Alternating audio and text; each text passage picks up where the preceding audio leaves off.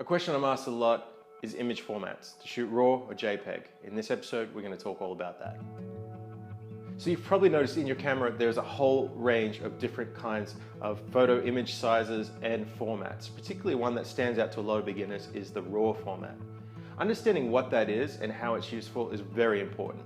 Essentially what RAW is all the data from the camera's sensor straight to the memory card. There's no interference with the camera itself. What we call codecs, also known as JPEG or TIFF, these different kinds of formats actually add compression and a slight amount of editing onto an image. So you'll notice when you shoot with a RAW format, the image itself will look quite dull. There'll be a lot less contrast, a lot less color details. All that information is in the file and can be pulled out and manipulated in Photoshop or Lightroom or whatever editors that you use. However, when you first look at the image, it can look quite dull. Learning how to process that is a major part of digital photography, but we'll get into that into later tutorials. When you're using a JPEG format, the camera is actually adding a little bit of editing to the data that's coming off of the sensor. So you're getting an image that looks a little bit more natural, a little bit closer to what your eye is seeing. The camera is deciding what information is necessary and what isn't needed, and it's discarding that stuff. So when you want to edit the photo later, you don't have quite as much information there or as much latitude when it comes to your editing. So you'll often see photos that have been edited from a JPEG format that are what we call overcooked, where they've been edited past the information that's available, and they start to look a little bit strange, start to have strange artifacts or weird colors. This is because the information just doesn't exist in the photo anymore.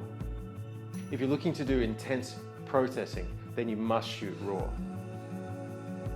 Now the RAW files are a lot bigger, and yes, you will need a certain type of software that can handle the RAW files from your camera.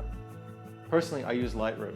Lightroom for me, covers all the things I need to do with cataloging and general adjustments for my images. For much more detailed image adjustments, I'll go into Photoshop or Nik Color Effects, for example. But again, these are things we'll talk about in a later tutorial when we discuss processing. When it comes to the file size, this is a big difference. You generally want to keep your photos shooting at the highest rate you can, just to maintain as much detail and clarity within the image itself. So a JPEG on fine, large size is pretty much what I would suggest would be a minimum to use. But again, it depends on what you're shooting for. If you're shooting for just simple web photos, something that you want to process quickly and fill a lot into a memory card, you can simply down-res the photos in camera by going to a JPEG smaller format, large or smaller resolution, so that you don't have to spend as much time in the computer readjusting your images, recropping images, or exporting them. Image format is really something that works differently depending on what kind of photography you're doing. There's no hard or fast rule. In general, I always shoot RAW, but in my camera, which has a secondary card slot, I usually back up to JPEG. That way, if I do lose the image, I have a backup.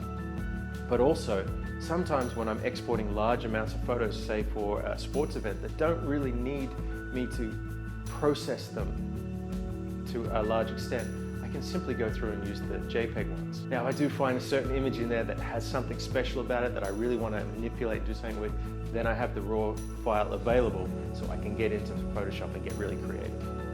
That way you have the best of both worlds. And most cameras have that function, so I highly suggest that you use it. That's about all you really need to know about the image formats. Thanks for tuning in. Remember to hit subscribe, and happy shooting.